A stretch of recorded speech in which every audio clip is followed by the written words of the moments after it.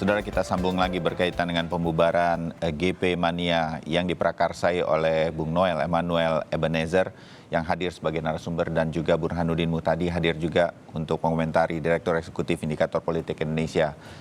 Mas Burhan, apa yang disampaikan Bang Noel ini sebagai sebuah alasan, menurut Anda ada benarnya atau sedemikian rupa? Saya sih melihatnya begini, dalam kontestasi politik kita di dunia, bahkan tampil di media sosial kan juga bagian dari upaya untuk terus berada di radar masyarakat begitu dalam survei dan lain-lain. Kemudian tidak mudah menjadi pemimpin sebuah daerah di Indonesia. Ya betul 2 tahun, tapi daerahnya daerah mana dan lain-lain sedemikian rupa juga bukan kemudian bisa dipukul rata, semua harus ada sesuatu. Mas Burhan. Ya, pertama sebagian dari kritik Bung Noel itu ada justifikasinya. Menurut saya penting juga buat Mas Ganjar sebagai calon pemimpin nasional untuk melakukan Sebagai masukan. ya, sebagai masukan. Kritik yang baik itu kan bisa menjadi vitamin yang menyehatkan. Misalnya soal pencitraan yang terlalu berlebihan di media sosial dan kurang menampilkan kinerja atau gagasan berkaitan dengan Indonesia masa depan. Itu satu kritik yang valid ya. Dan saya kira bukan hanya kepada Ganjar, kepada semua calon pemimpin nasional Ya. itu harus membuka proposal kebijakan macam apa yang ditawarkan untuk Indonesia yang makin kompleks di tengah tantangan global. Dan itu nggak mesti menunggu restu dari sebuah partai politik. Itu bisa disampaikan sedemikian rupa, Mas Burhan. Ya bisa kan, bisa dikemas dalam banyak hal, dalam Oke. bentuk buku misalnya, dalam bentuk seminar dan seterusnya. Tapi saya, Bung Bayu ya, itu masih pengen mengorek, mengapa GP Mania dibubarkan? Padahal kalau kita lihat kan deklarasi resminya bulan November 2022 di Tawangmangu, tempat kelahiran Bung Ganjar Pranowo, oleh Bung Noel sekaligus gitu ya, Ya. langsung Bung Noel yang mendeklarasikan dan kemudian diikuti oleh deklarasi di beberapa tempat. Kan usianya baru kurang lebih 3 bulan. Ya. Nah, Enggak, Buran, nah, enggak, An. Itu udah lama kita, dari tahun betul. 2021-an. Oh. Cuma resminya kan 2022 bukan? Enggak, itu di Jawa Timur kita. Deklarasi pertama di Jawa Timur. Soalnya di media disebutkan deklarasi pertama di Enggak di tempat situ. kelahiran Enggak. Ganjar Pranowo. Itu waktu itu kita menyambut ulang tahun Mas Ganjar 28 Oktober. Oh, jadi jauh lebih dari itu. Oke. Iya. Nah, sekarang pertanyaannya nih, kalau jauh ya, pertanyaannya nih, ada dua yang perlu dijawab. Apakah pembubaran ini karena Ganjar Pranowo ataukah karena perubahan preferensi Emmanuel Ebenezer? Nah, ini penting untuk ditanya.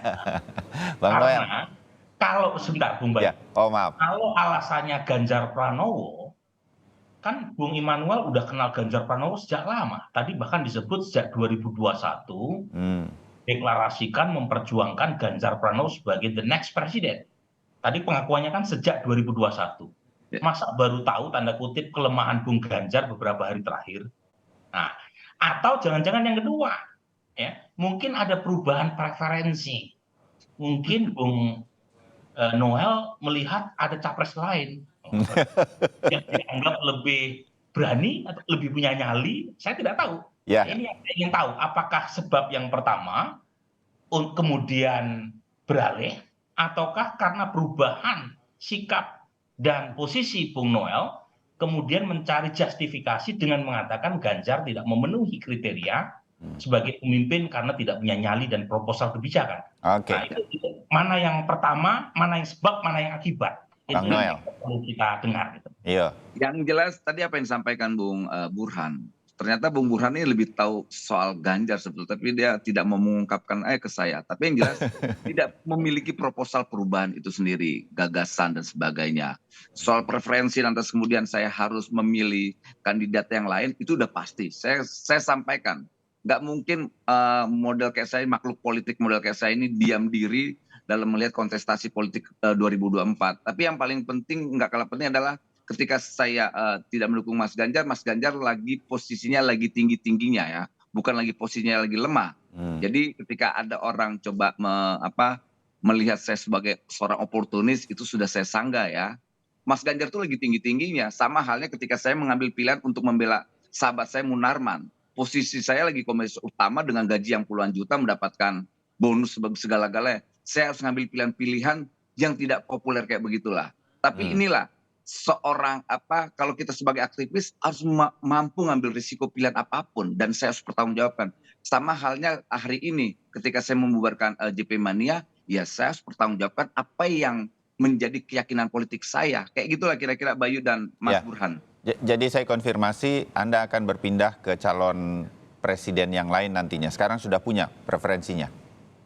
Ya kalau ditanya kita kan rumuskan kembali ya mana yang layak untuk kita dukung. Yang jelas kalau ke depan ini pasti kita coba coba rumuskan lah mana yang pantas untuk mimpin Indonesia ini. Yang pokoknya standar harus punya keberanian lah. Gitu. Karena ini kita melawankan para kleptokrasi ini gila-gilaan. Kita ngadepin mafia judi online, mafia narkoba, mafia pupuk, mafia tanah, apalagi tadi juga Pak Jokowi sampaikan illegal mining gitu loh, mafia pertambangan. Jadi berani nggak ngelawan ini? Bang Noel, ini betul-betul Anda, saya menyebutnya Anda kecewa terhadap Pak Ganjarnya, bukan gara-gara yang seperti saya baca di beberapa artikel di media begitu. Ini karena Anda sering mojok-mojokin PDI Perjuangan dan lain-lain, bukan itu? Gak ada, mana apa kita mojokin PDIP. Itu sikap atau narasi yang diciptakan oleh Cokro TV yang mantan kader partai bocil. Oke, saya mengerti. Itu saja saya mau ingin konfirmasi. Tapi sedikit mengulangi dan mempertegas yang Mas Burhan sampaikan. Mentor saya itu PDIP semua. Ya. Senior saya itu dari PDIP. Oke. Nah, kalau begitu Bang Noel, kan Anda udah mendukung sejak awal dan itu bukan pada saat, kalau kita menghitung ketika deklarasi GP Mania, itu kan sebelumnya deklarasi pun Anda sudah pasti berkomunikasi dan sempat meyakini Ganjar Pranowo nih yang akan saya dukung. Nah, sampai hari ini, sejak waktu itu sampai hari ini, itu nggak pernah Anda bisa berkomunikasi sedikit, memberikan sedikit perubahan. Kan itu yang dibutuhkan oleh seorang calon pemimpin. Orang-orang yang berani bersuara, memberikan masukan berbeda, sehingga calon yang dipimpin itu makin lengkap. Nggak mundur, kalau menurut saya. Gini, saya yakin Burhan ini punya jaringan lah di Jawa Tengah. Emangnya Ganjar mau diajak diskusi? Emangnya Ganjar mau mendengar omongan orang? Kalau dari sekelas Anda, Mas Burhan, masa enggak? Enggak mau? Halo, Bang Noel atau Mas Burhan? Itu yang pernah disampaikan siapa ya waktu itu ya? Kemelinti, si Trimet ya. Ya itu karakternya Ganjar. Tapi itu kan kritik ya, kita kritik karakter Ganjar yang sok ngajarin, angku, sombong. Kayak gitu yang nggak mau dengar orang, merasa pintar sendiri. Sebetulnya Ganjar tunjukin bahwa dia bukan tipikal yang begitu. Apalagi dia seorang politisi, calon pemimpin. Pemimpin terus bisa mampu mendengar. Tidak apalagi ini. Salah satu yang saya kritik juga Ganjar tidak punya loyalitas. Pemimpin harus punya loyalitas dan loyalitas itu dua arah, tidak dengan satu arah. Jangan juga kita berharap kita loyal ke dia tidak punya loyalitas ke kita. Sama hal ini pernah terjadi ketika Eko Kun tadi menghina, itu Ganjaris ya, Ketua Umum Ganjaris dulu menghina istri seorang ulama NU. Yang akhirnya membuat kawan-kawan Nahdliyin marah dan kecewa. Pernyataan Ganjar apa? Saya nggak kenal tuh dengan Eko Kun tadi. Padahal banyak setiap acara foto Ganjar dengan Eko Kun tadi. Kalau saya bilang Ganjar ternyata pembohong kan kasihan. Itu merusak citranya Ganjar sebagai pemimpin, gitu loh. Ya begini-ginilah. Yang maksud saya gini, ini era industri digital, era digitalisasi ini jangan berbohong, karena jejak digital itu nggak bisa dibohongin. Gitu loh Bayu. Ya, sekali lagi tapi saya ingin konfirmasi, Anda sudah berupaya untuk berkomunikasi, memberikan masukan, tapi bagi Anda itu ternyata tidak membuahkan hasil. Begitu Bung Noel ya, kepada Pak Ganjar. Ya udah kira-kira begitulah. Mudah-mudahan ini jadi masukan kan buat Pak Ganjar dan juga pemimpin yang lain. Kalau ada pendukung-pendukung keras, die hard kayak Bang Noel ini, coba didengarkan. Tapi Mas Burhan, upaya-upaya pendukungan dan kemudian bisa jadi orang seperti Bang Noel ini akan berpindah sedemikian rupa dalam perpolitikan nasional. Bagi para calon-calon nih begitu, bagaimana sebetulnya kita bisa melihatnya secara garis besar dalam politik kita menjelang Pilpres 2024, Mas Burhan?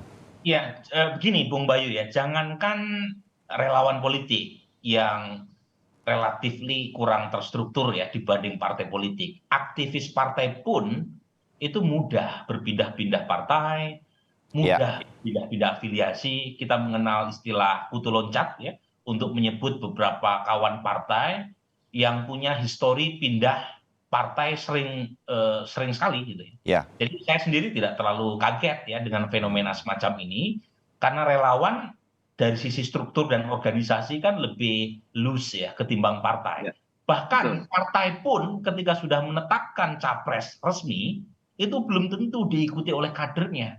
Kita misalnya bisa melihat tahun 2004 ketika Golkar memutuskan Pak Wiranto sebagai capres, itu Pak Yusuf Kalla yang notabene adalah elit Partai Golkar itu justru menjadi pendamping Pak SBY yang ya, kemudian diikuti oleh sebagian pendukung atau pengurus Golkar yang lain.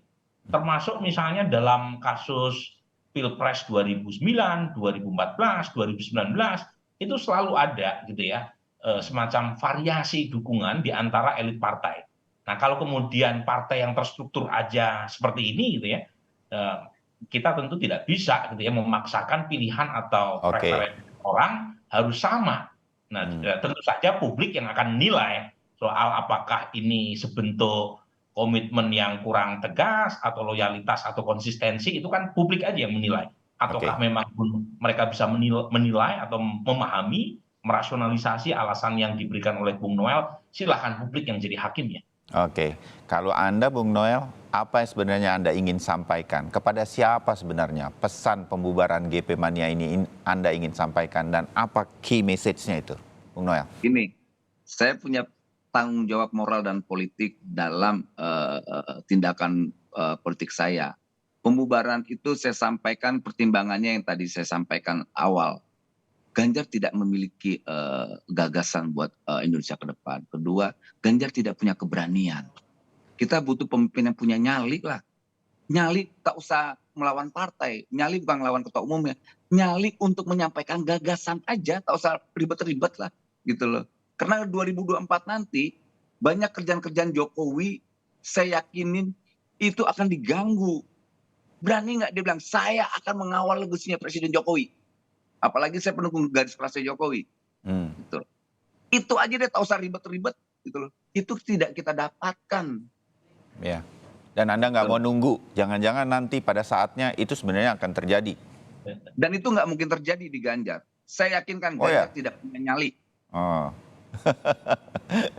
Oke, baik. Kita dapatlah pesannya dari Bung Noel yang hari ini akan membubarkan GP Mania dengan alasan-alasannya. Dan kita tunggu kiprahnya yang lain yang pasti akan eksentrik lagi. Setuju ya Bang Burhan?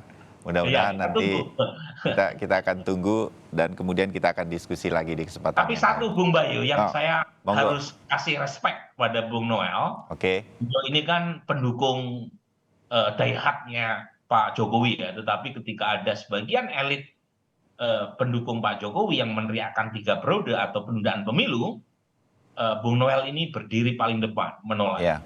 Karena kalau misalnya die-hard atau pendukung yang oportunis yang ingin mencari kenikmatan ya dari perpanjangan masa jabatan Pak Jokowi, saya kira akan banyak yang mendukungnya. Ternyata Bung Noel tetap tegak lurus dengan konstitusi, itu saya harus salut ya. Oke, tetap eksentrik ya. Jadi Tetap eksentrik. Jadi Emmanuel Ebenezer sebagai presiden 2024? Presiden relawan. Presiden relawan, siapapun nanti yang ada di sana. Saya terima kasih untuk diskusi kita pagi ini dan makin kaya wawasan kita berkaitan dengan cara berpikir relawan seperti Bung Noel. Terima kasih Bung Noel. Siap. Mas Burhan, terima kasih Mas banyak. Bayu, Om Burhan, thank you bro. Selamat pagi, salam sehat. Siap.